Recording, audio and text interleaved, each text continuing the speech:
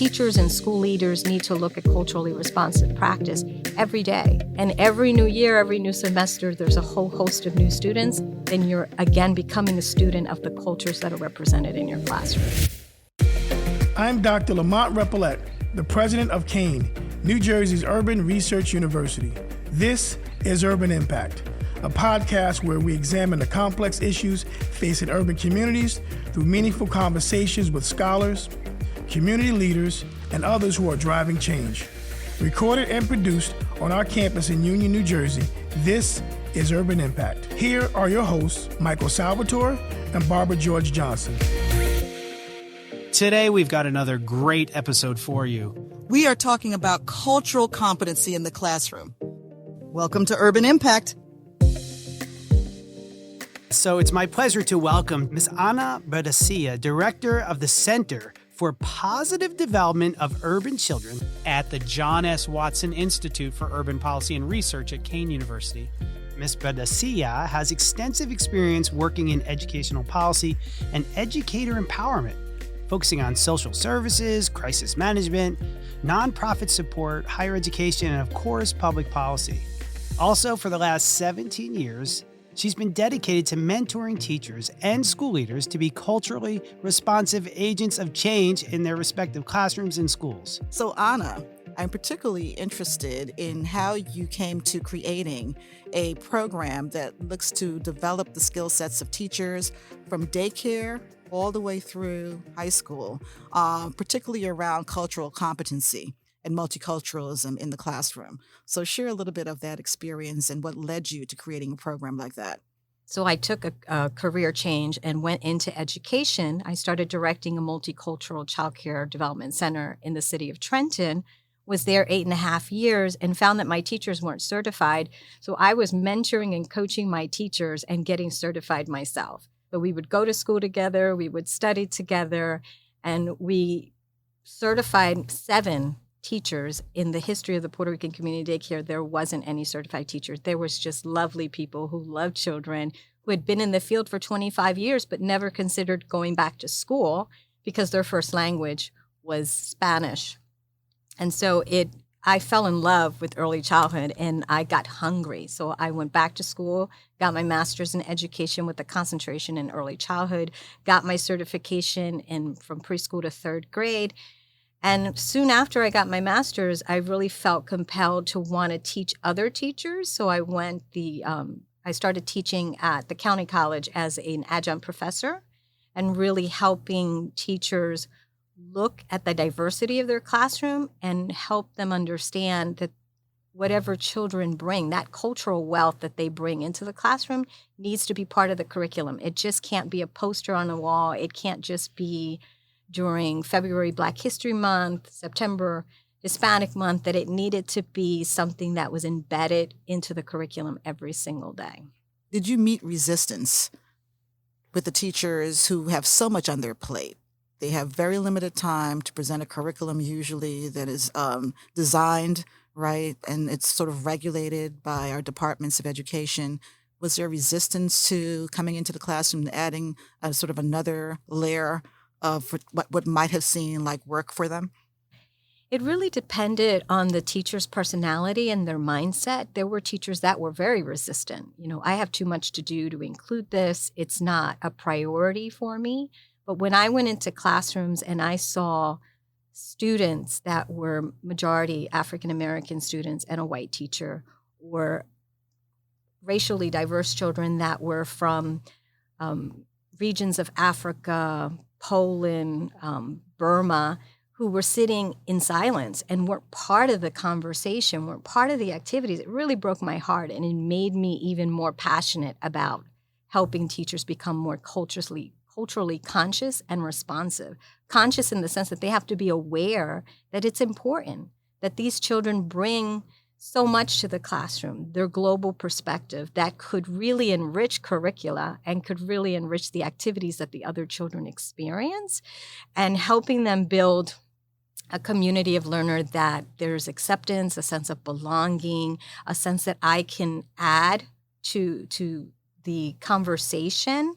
And that's what led us at the Watson Institute to design a teacher program that gives teachers 21 hours of professional development in cultural competency and 9 months of mentoring, because I believe this topic is so important and tied to who we are as emotional people that you can't just do a workshop or a course and be done with it. You have to be able to instill a lifelong learning process that this program is just the beginning. We're scratching the surface of something more deeper, and that teachers and school leaders need to look at culturally responsive practice every day, 180 days in the year after year, and really be able to find competencies in various levels. And every new year, every new semester, there's a whole host of new students. Then you're again becoming a student of the cultures that are represented in your classroom.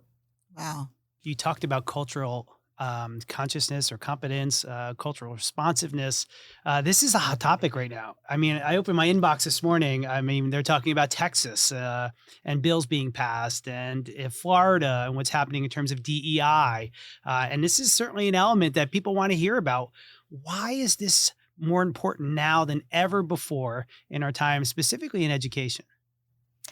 Well, that's a loaded question. Sure is. Because I was doing this work back when I was in social service, because I believe it's part of just extending value and that human connection that we have to value what people bring to the table, their language, their values, their cultural background, their norms, and the things that they hold dear. And for immigrants and refugees, that's what they hold on to. They may leave all their material things in their country, but they bring with them and hold sacred their language and their culture. And we are finally not just talking about this buzzword. We're finally paying attention in ways that matter to students, to teachers, to even school leaders. And I think that's exciting. We're in an exciting time where we're looking at how culturally responsive practices can really close the racial achievement gap. And I think we can do that, even though people say that's impossible. As Barbara mentioned earlier, are teachers resistant? Some teachers are resistant, but some teachers are so open to it. Says, yes, I'm having so many newcomers in my classroom that do not speak English. Show me how to reach them. Show me how to connect them. Show me how to do cultural literacy moments so that the students feel that their culture and language have a place in this classroom. And some of them are soaring because they're open. And those who are resistant take a lot more, I guess, coaching and encouragement that they can.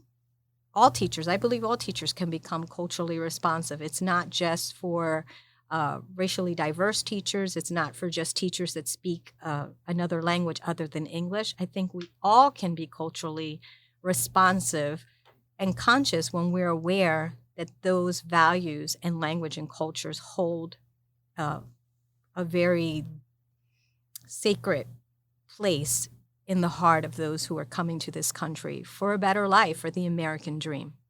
So, Anna, let me just say that we so appreciate the pioneer that you've been in leading that conversation about cultural competency and the importance of that, and that it's not just a hot topic or a hot button issue for the moment, for the work that you've been doing with the John S. Watson Institute for many years, and now here at Kean.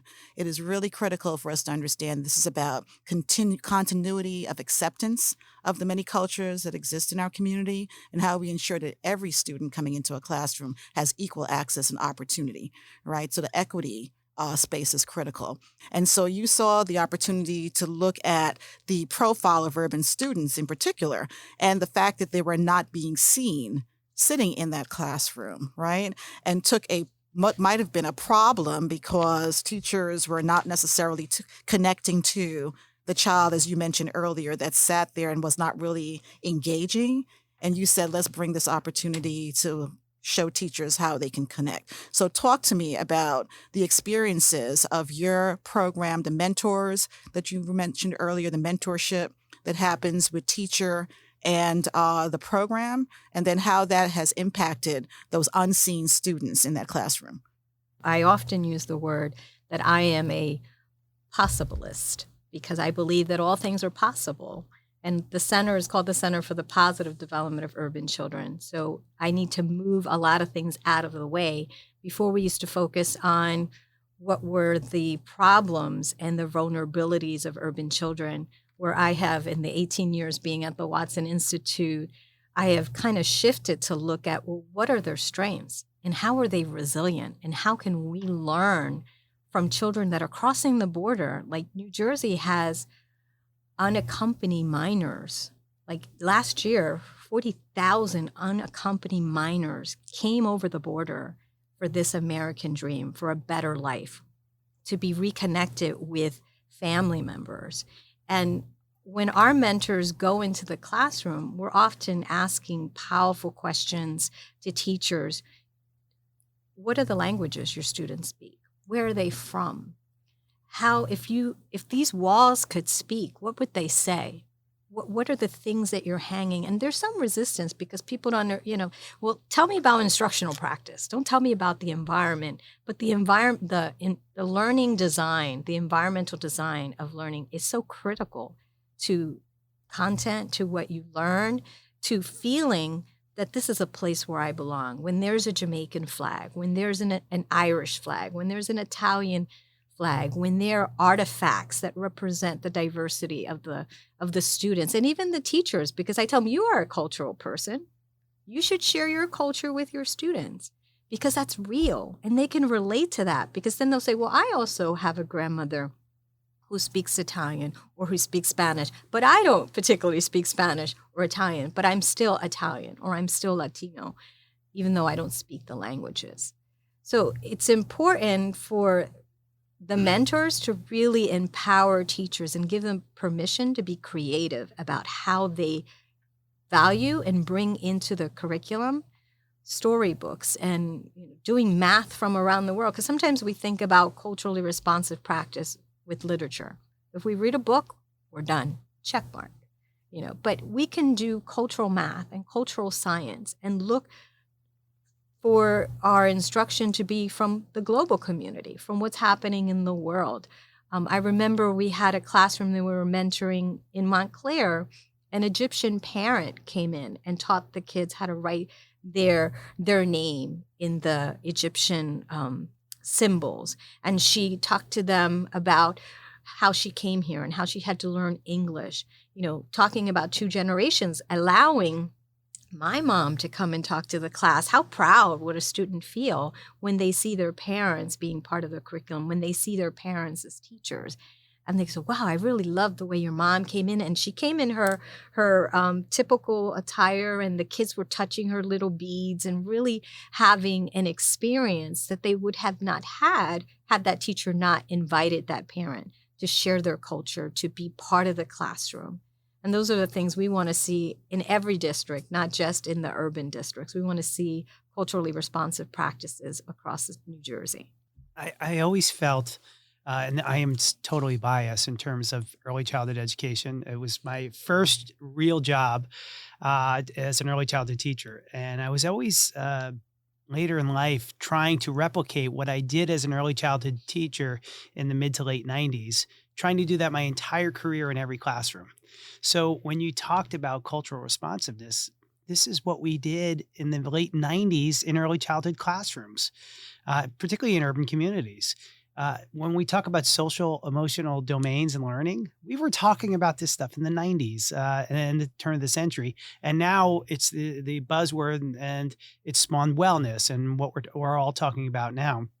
But I do think that the work that's being done in early childhood and the advocacy and the policy that's created has set a great foundation. So the work that you're doing, I'm a huge fan of. And I think it really can transform what's happening in high schools. If you can teach a high school class in a way that you're promoting this discovery-based learning and respecting culture and infusing themes into learning, students will walk out and be super excited and charged for the next learning opportunity. It's getting to that point. That's the next phase of work, is getting that early childhood mindset and philosophy, the domains that we talked about for 20 years and sliding that up to scale so that we don't have students who are disengaged in middle school and high school anymore. So.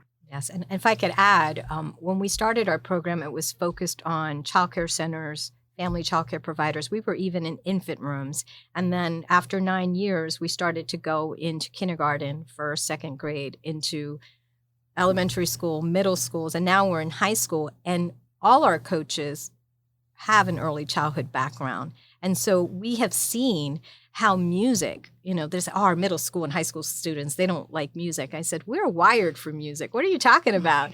So we really encourage teachers to dance with their students, to sing with their students. And kids don't care if you sound good or not. They're just having fun. Or now with smart boards, you can bring in music and not have to sing in front of your students if you're shy about that. But bringing those early childhood concepts about sitting on the floor, circle time, floor time, sharing a cultural meal with them, being able to hear a parent, being able, a lot of students take a whole month and they go off to Guatemala or they go off to Europe. When they come back, here's the whole unit around what they did, and having a student become the teacher for a week or two.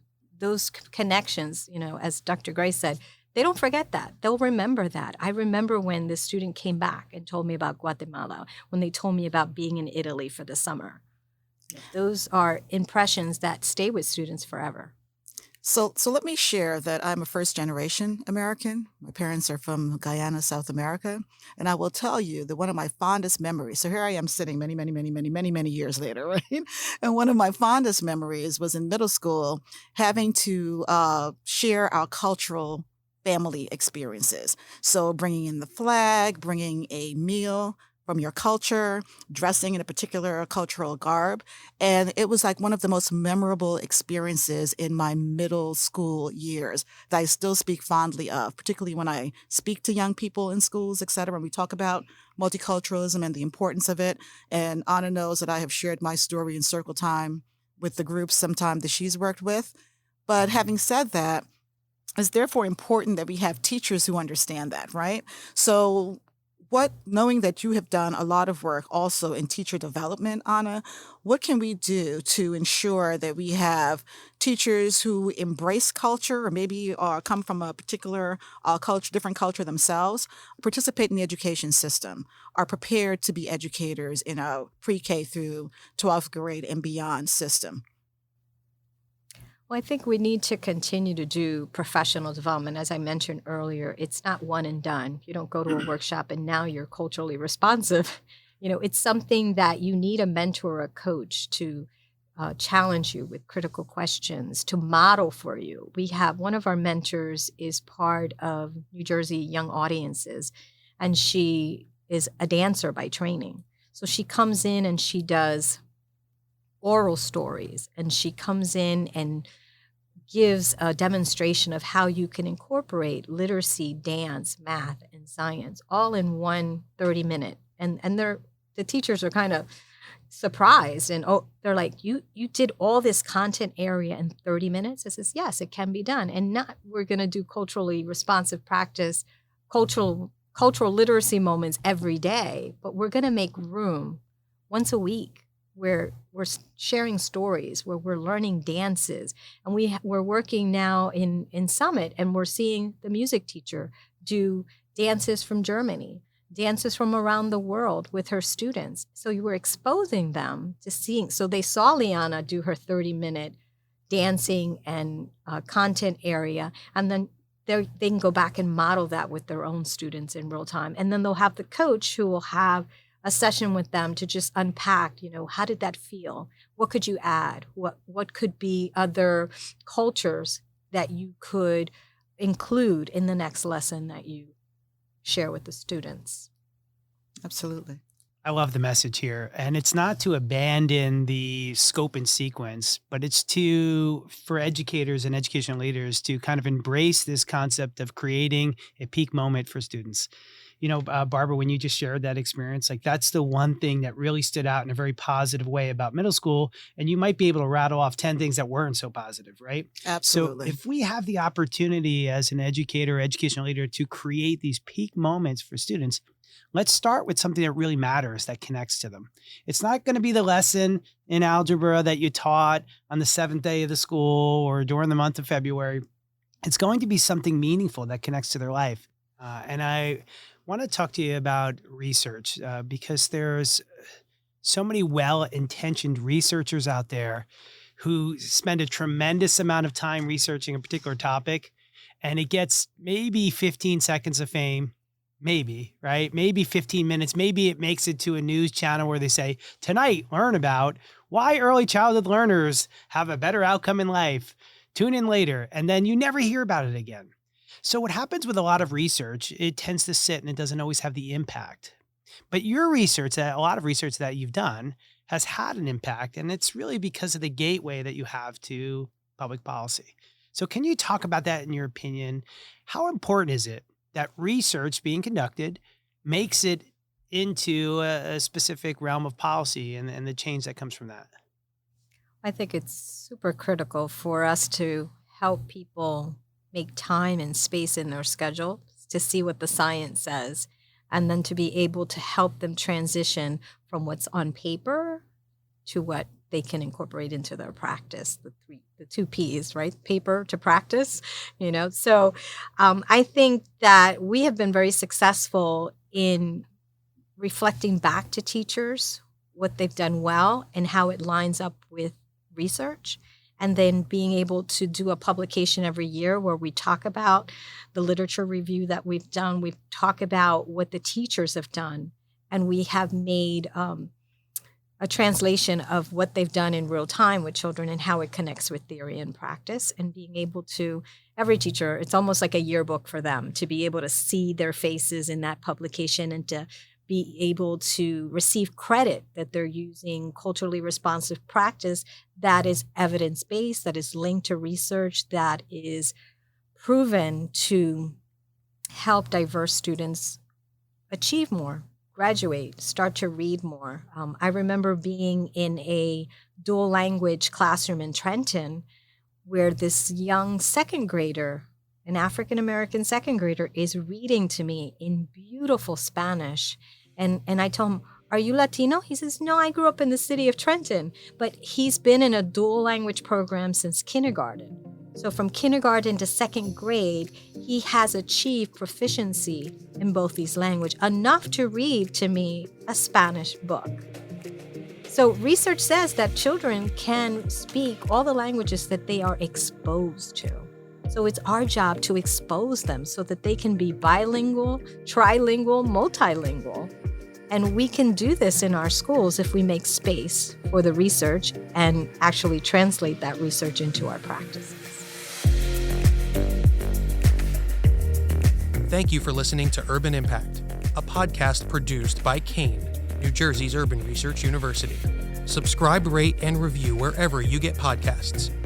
For more information, visit kean.edu/urban-impact.